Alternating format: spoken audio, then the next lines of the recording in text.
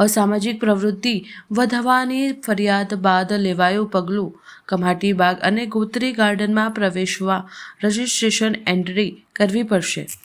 વડોદરા મહાનગરપાલિકાના હસ્તકના કેટલાક બગીચાઓમાં અસામાજિક પ્રવૃત્તિ વધી હોવાની ફરિયાદો બાદ 2 બગીચાઓમાં પ્રવેશવા રજિસ્ટ્રેશનમાં એન્ટ્રી કરવાનો નિર્ણય લેવાયો છે. શહેરમાં મ્યુનિસિપલ કોર્પોરેશન હસ્તક લગભગ 130 બગીચાઓ છે, જેમાં કેટલાક બગીચાઓમાં અસામાજિક તત્વોનો અડ્ડો થઈ ગયો છે, જેની ફરિયાદ પણ તંત્રને મળી છે. ખાસ કરીને કમાટીબાગમાં સિક્યુરિટીના જવાનો પણ સાથે ચોક્કસ તત્વો દ્વારા દાદાગીરી કરાતી હતી, જેને લઈ ગાર્ડનમાં આવતી મહિલા અને દીકરીઓની સુરક્ષા અને સલામતીને ધ્યાનમાં લઈ બગીચાઓમાં આવતા મુલાકાતીઓ માટે રજિસ્ટ્રેશન કરીને એન્ટ્રી કરવામાં આવશે તેવો નિર્ણય મ્યુનિસિપલ કમિશનર દ્વારા લેવાયો છે, જેમાં કમાટીબાગ અને ગોત્રી ગાર્ડનમાં શરૂઆત કરાઈ છે. આગામી દિવસમાં બાકીના અન્ય 128 ગાર્ડનમાં નિયમ લાગુ પડાશે.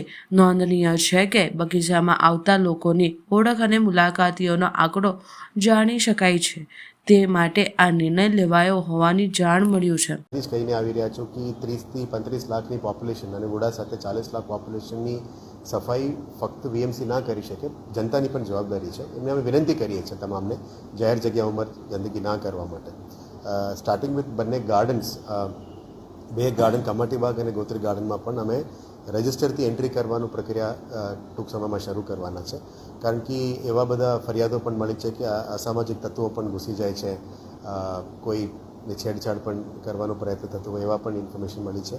કોઈ સાંજના સમયમાં ગેરપ્રવૃત્તિઓ પણ ના ચાલે એના માટે કોણ આવે છે કોણ જાય છે એના માટે સીસીટીવી કેમેરાનું મોનિટરિંગ પણ હવે ગોઠવીને કરીશું. પણ એક રજિસ્ટર એન્ટ્રીથી થોડી જવાબદારીપૂર્વક લોકો આવે અને મિસયુઝ ના થાય એના માટે અમે આ પ્રક્રિયા શરૂ કરવાના છે, જેથી કરીને થોડું ડિસિપ્લિન આવે.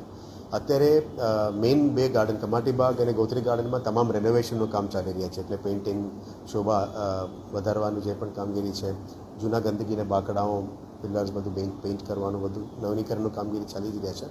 આવનારા દિવસોમાં તમામ 130+ ગાર્ડનની પણ આ કામગીરી સિવિલ ડિપાર્ટમેન્ટ દ્વારા કરવામાં આવશે, જેથી કરીને લોકોની સવારે આવે સાંજે આવે પબ્લિક સ્પેસને સારી રીતે યુટિલાઇઝ કરી શકાય અને પબ્લિક સ્પેસીસ પબ્લિક સિટી માટે છે એને પણ વધારનું સારું મેન્ટેન કરવા માટે વીએમસી તરફથી પ્રયત્ન ચાલુ છે. પછી સ્ટ્રીટ વેન્ડર્સનું જે મુદ્દા આવી, અમે ખોરાક ડિપાર્ટમેન્ટને કીધું છે જે ખોરાક વેચાય છે એ બધા સારું છે કે નહીં, પબ્લિકમાં જે વેચાતું ખોરાક ક્વોલિટીવાળો છે કે કેમ એ બધું ચેક કરવાની સૂચના આપી છે. એટલે ફૂડ એન્ડ ડ્રગ્સ ડિપાર્ટમેન્ટ દ્વારા સતત ચેકિંગનું કામગીરી શરૂ કરી દીધી છે. અને ઇવન સ્ટ્રીટ વેન્ડર પોલિસીમાં પણ ઉલ્લેખ કરી છે કે 11:30 વાગે પછી ત્યાં મૂકીને ના જઈ શકે, એટલે એમને ફરતું જ રહેવાનું છે. લારી ગલ્લાને એક જગ્યામાં મૂકીને ના જઈ શકે એટલે એના ઉપર પણ એમને પહેલાં સમજાવવાનું, વહીવટી ચાર્જ લેવાનો હોય તો લઈને પછી પણ 11:30 વાગે પછી ત્યાંથી નીકળી જવાનું પણ કીધું છે. ફિલ્ડ વિઝિટ દરમિયાન એવું જોવા મળે છે કે લોકો મૂકીને જતા રહે છે આખો રાત અને સવારે આવીને ફરી ચાલુ કરી દે